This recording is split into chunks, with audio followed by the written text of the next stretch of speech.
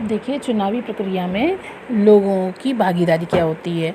चुनाव में लोगों की भागीदारी किस तरह से हमें देखने को मिलती है। चुनावी प्रक्रिया की गुणवत्ता को जांचने का एक और तरीका यह भी होता है कि इसमें लोग उत्साह से भागीदारी कर रहे हैं या नहीं कर रहे हैं। अगर चुनाव प्रक्रिया स्वतंत्र और निष्पक्ष नहीं होंगी तो लोग इसमें भागीदारी करना जारी नहीं रखेंगे और वो उसमें भाग नहीं लेंगे।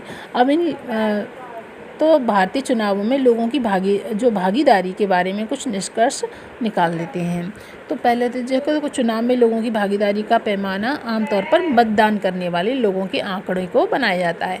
मतदान की योग्यता रखने वाले कितने प्रतिशत लोग असल में मतदान किया, यह हिसाब लगाना मुश्किल नहीं है। पिछले 50 वर्षों में यूरोप और उत्तरी अमेरिका के लोकतांत्रिक देशों में मतदान का प्रतिशत गिरा है। भारत में ये या तो स्थिर रहा है या फिर ऊपर गया है, लेकिन गिरा नहीं है। फिर देखिए, भारत में आम लोग जो होते हैं चुनावों को बहुत महत्व देते हैं। उन्हें ये लगता है कि चुनाव के जरिए वे राजनीतिक दलों पर अपने जो अनुकूल नीति और कार्यक्रमों के लिए दबाव डाल सकते हैं। उन्हें ये भी लगता है कि देश के शासन और संचालन के लिए तरीके में उनके वोट का महत्व है। फिर और नेक्स्ट पॉइंट देखिए, साल दर साल चुनाव से संबंधित गतिविधियों में लगे लोगों की सक्रियता क्या होती है, दिनों दिन बढ़ती जा रही है। 2004 के चुनाव में 1/3 से ज़्यादा मतदाताओं ने चुनाव अभियान वाली जो गतिविधियों में किसी न किसी तरह से भागीदारी तो की है। आधे से ज़्यादा लोगों ने खुद को किसी न किसी दल के नज़दीक बताया है, वो किसी न किसी पार्टी को अपने और बताते हैं। प्रत्येक 7 मतदाताओं में से एक व्यक्ति किसी न किसी राजनीतिक जो दल होता है उसका सदस्य होता है। अब देखो, चुनावी नतीजों को स्वीकार कैसे करते हैं। भारत में शासक दल राष्ट्रीय और प्रांतीय स्तर पर अक्सर चुनाव करते रहे हैं, बल्कि पिछले 15 वर्षों में भारत में जितने भी चुनाव हुए हैं उनमें से प्रत्येक 3 में से 2 में शासक पार्टियां हारी ही हैं। तो इस तरह से इसको चुनाव को स्वीकार करना चाहिए। अमेरिका में मौजूदा जो चुनाव हुआ प्रतिनिधि शायद ही कभी चुनाव हारता है। भारत में निवर्तमान और सांसदों और विधायकों में से आधे चुनाव हार ही जाते हैं। फिर देखो, वोट खरीदने में जो सक्षम पैसे वाले उम्मीदवारों जो आपराधिक पृष्ठभूमि वाले उम्मीदवार हैं उनका भी चुनाव हारना बहुत मामूली सी बात है। कुछ एक आध अपवाद को छोड़ दिया जाए तो अक्सर हारी हुई पार्टी भी चुनाव के नतीजों को जनादेश का मानकर स्वीकार कर लेती है और उसको स्वीकार करना ही पड़ता है। और देखिए, स्वतंत्र और निष्पक्ष चुनाव की चुनौतियां क्या होती हैं। तो इसमें चुनौती क्या होगी कि इन बातों से हम सरल से निष्कर्ष पहुंचते हैं कि भारत में चुनाव बुनियादी रूप से स्वतंत्र और निष्पक्ष है। ये सब लोग जानते हैं।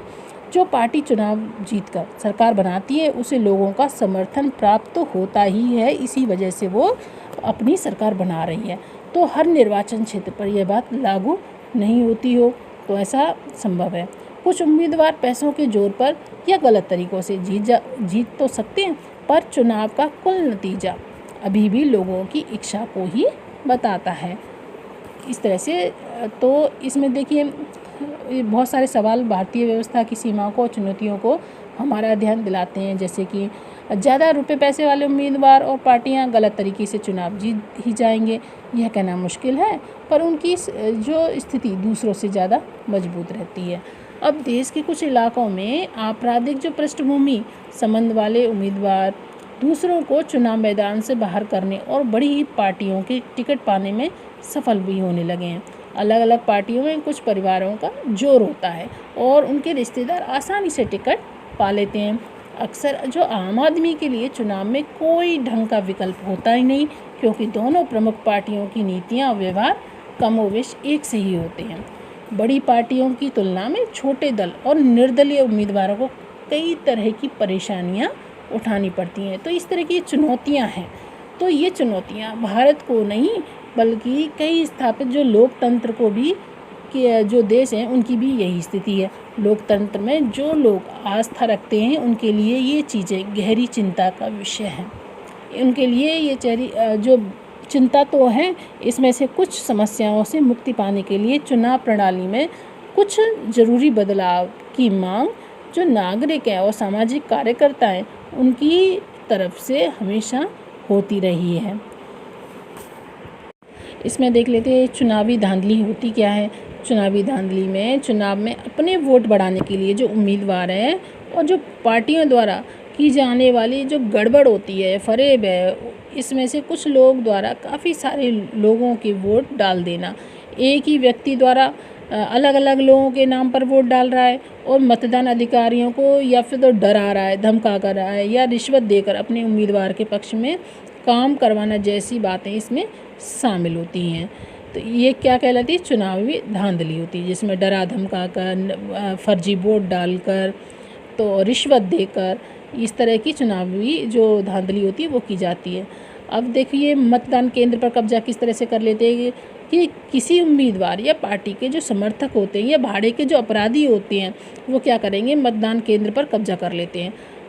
असली में मतदाताओं को मतदान केंद्रों पर आने से वो रोकते हैं। असली मतदाता होते हैं उनको वहीं रास्ते में रोक लिया जाता है और खुद वे उनके स्थान पर वोट डाल देते हैं, ज़्यादा से ज़्यादा वोट डाल देते हैं। अब देखिए निर्वाचन क्षेत्र एक खास जो भौगोलिक क्षेत्र के मतदाता जो एक प्रतिनिधि का चुनाव करते हैं वो निर्वाचन क्षेत्र कहलाता है। आचार संहिता क्या होता है? जब चुनाव के समय पार्टियां और उम्मीदवारों द्वारा माने जाने वाले कायदे कानून और जो दिशा निर्देश होते हैं उनको आचार संहिता कहा जाता है।